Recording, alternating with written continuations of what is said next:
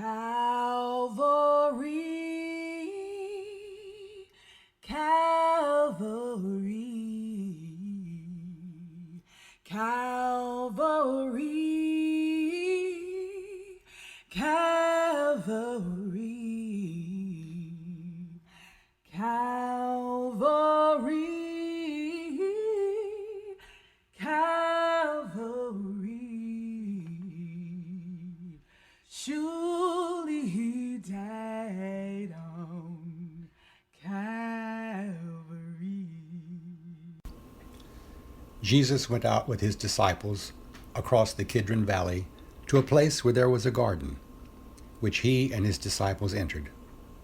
Now Judas, who betrayed him, also knew the place, because Jesus often met there with his disciples. So Judas brought a detachment of soldiers together with police from the chief priests and the Pharisees, and they came there with lanterns and torches and weapons. Then Jesus, knowing all that was to happen to him, came forward and asked them, "Whom are you looking for?" They answered, "Jesus of Nazareth." Jesus replied, "I am he." Judas, who betrayed him, was standing with them. When Jesus said to them, "I am he," they stepped back and fell to the ground. Again he asked them, "Whom are you looking for?" And they said, "Jesus of Nazareth." Jesus answered, "I told you that I am he. So if you are looking for me, let these men go." This was to fulfill the word that he had spoken. "I did not lose a single one of those whom you gave me." Then Simon Peter, who had a sword, drew it, struck the high priest's slave, and cut off his right ear. The slave's name was Malchus. Jesus said to Peter, "Put your sword back into its sheath. Am I not to drink the cup that the Father has given me?"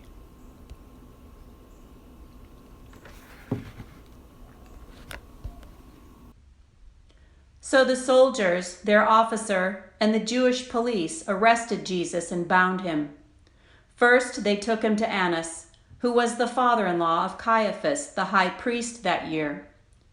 Caiaphas was the one who had advised the Jews that it was better to have one person die for the people. Simon Peter and another disciple followed Jesus. Since that disciple was known to the high priest, he went in with Jesus into the courtyard of the high priest. But Peter was standing outside at the gate. So the other disciple, who was known to the high priest, went out, spoke to the woman who guarded the gate, and brought in Peter. The woman said to Peter, "You are not also one of this man's disciples, are you?" He said, "I am not." Now the slaves and the police had made a charcoal fire because it was cold, and they were standing around it and warming themselves. Peter also was standing with them and warming himself. Then the high priest questioned Jesus about his disciples and about his teaching. Jesus answered, "I have spoken openly to the world. I have always taught in synagogues and in the temple, where all the Jews come together. I have said nothing in secret. Why do you ask me? Ask those who heard what I said to them. They know what I said." When he had said this, one of the police standing nearby struck Jesus on the face, saying, "Is this how you answer the high priest?" Jesus answered, "If I have spoken wrongly, testify to the wrong. But if I have spoken rightly, why do you strike me?" Then Annas sent him bound to Caiaphas, the high priest. Now Simon Peter was standing and warming himself. They asked him, "You are not one of his disciples, are you?" He denied it and said, "I am not." One of the slaves of the high priest, a relative of the man whose ear Peter had cut off, asked, "Did I not see you in the garden with him?" Again Peter denied it, and at that moment the cock crowed. Every time I think about Jesus,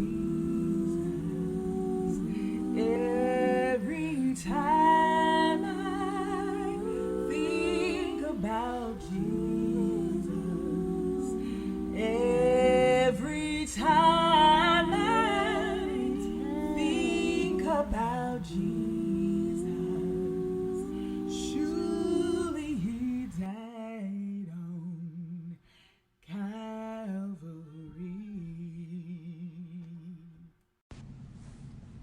Then they took Jesus from Caiaphas to Pilate's headquarters. It was early in the morning. They themselves did not enter the headquarters, so as to avoid ritual defilement and to be able to eat the Passover. So Pilate went out to them and said, "What accusation do you bring against this man?" They answered, "If this man were not a criminal, we would not have handed him over to you." Pilate said to them, "Take him yourselves and judge him according to your law." The Jews replied, "We are not permitted to put anyone to death." This was to fulfill what Jesus had said when he had indicated the kind of death he was to die.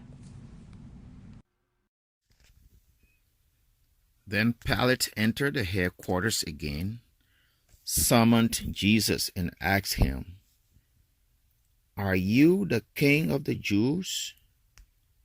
Jesus answered, "Do you ask this on your own, or did others tell you about me?" Pilate replied, "I'm not a Jew, am I? Your own nation and the chief priests have handed you over to me. What have you done?" Jesus answered, "My kingdom is not from this world. If my kingdom were from this world, my followers would be fighting to keep me from being handed over to the Jews. But as it is, my kingdom is not from here." Pilate asked him, "So you are a king?" Jesus answered, "You said that I am a king. For this I was born, and for this I came into the world, to testify to the truth. Everyone who belongs to the truth listens to my voice." Pilate asked him, "What is truth?" After he said this, Pilate went out to the Jews again and told them, "I find no case against him. But you have a custom that I release someone for you at the Passover. Do you want me to release for you the King of the Jews?" They shouted in reply, "Not this man, but Barabbas." Now Barabbas was a bandit.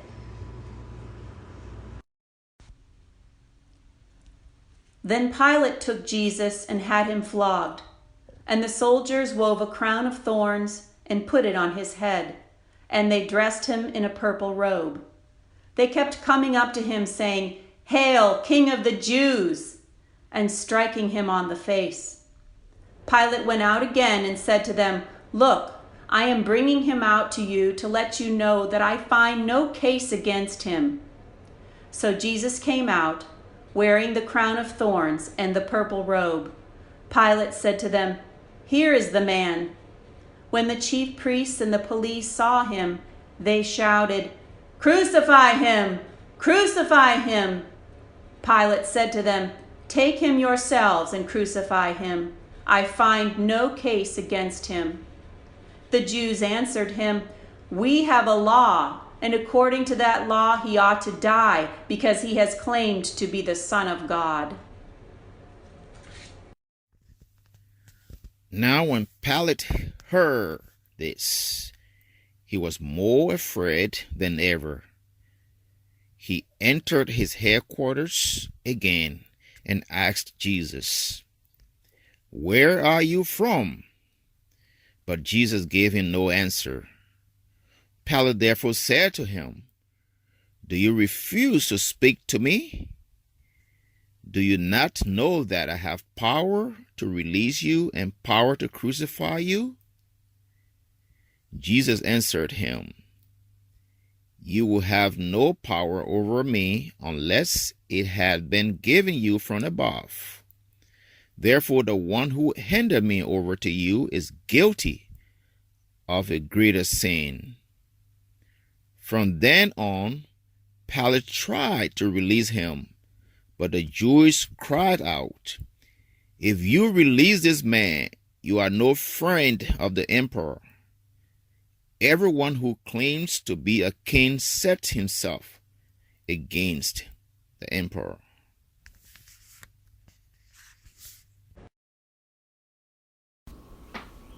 When Pilate heard these words, he brought Jesus outside and sat on the judge's bench at a place called the Stone Pavement, or in Hebrew, Gabbatha.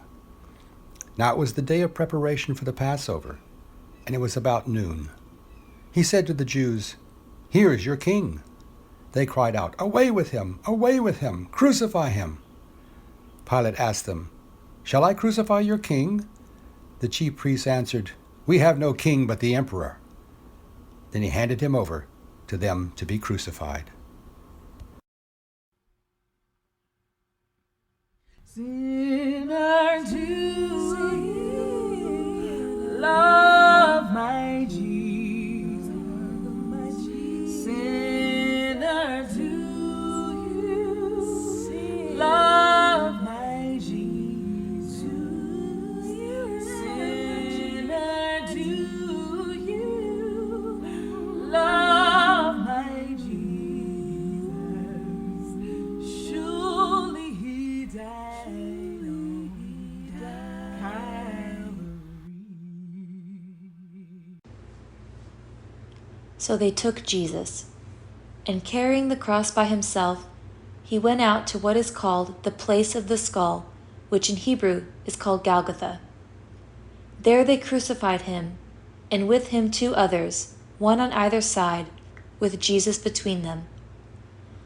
Pilate also had an inscription written and put on the cross. It read, "Jesus of Nazareth, the King of the Jews." Many of the Jews read the inscription, because the place where Jesus was crucified was near the city, and it was written in Hebrew, in Latin, and in Greek. Then the chief priests of the Jews said to Pilate, "Do not write the King of the Jews, but this man said, 'I am King of the Jews.'" Pilate answered, "What I have written, I have written." When the soldiers had crucified Jesus, they took his clothes and divided them into 4 parts, one for each soldier. They also took his tunic. Now the tunic was seamless, woven in one piece from the top. So they said to one another, "Let us not tear it, but cast lots for it to see who will get it." This was to fulfill what the scripture says, "They divided my clothes among themselves, and for my clothing they cast lots." And that is what the soldiers did.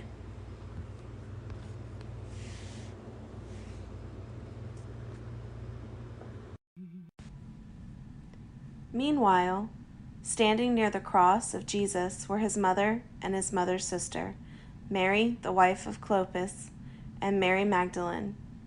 When Jesus saw his mother and the disciple whom he loved standing beside her, he said to his mother, "Woman, here is your son." Then he said to the disciple, "Here is your mother." And from that hour the disciple took her into his own home. After this, when Jesus knew that all was now finished, he said, in order to fulfill the scripture, "I am thirsty." A jar full of sour wine was standing there. So they put a sponge full of the wine on a branch of hyssop and held it to his mouth. When Jesus had received the wine, he said, "It is finished." Then he bowed his head and gave up his spirit. Don't you hear? Say it is finished. Don't you hear? Say it is finished. Don't you hear? Say it is finished. Surely he died.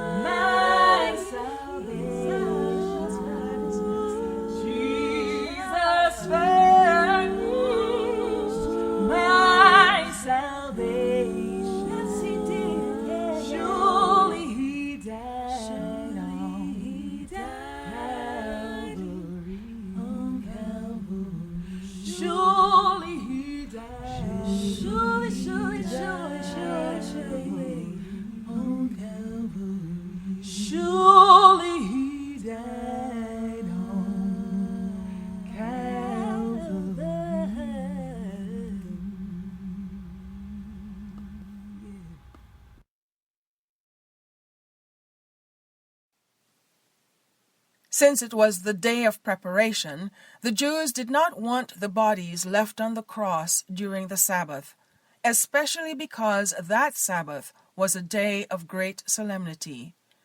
So they asked Pilate to have the legs of the crucified men broken and the bodies removed.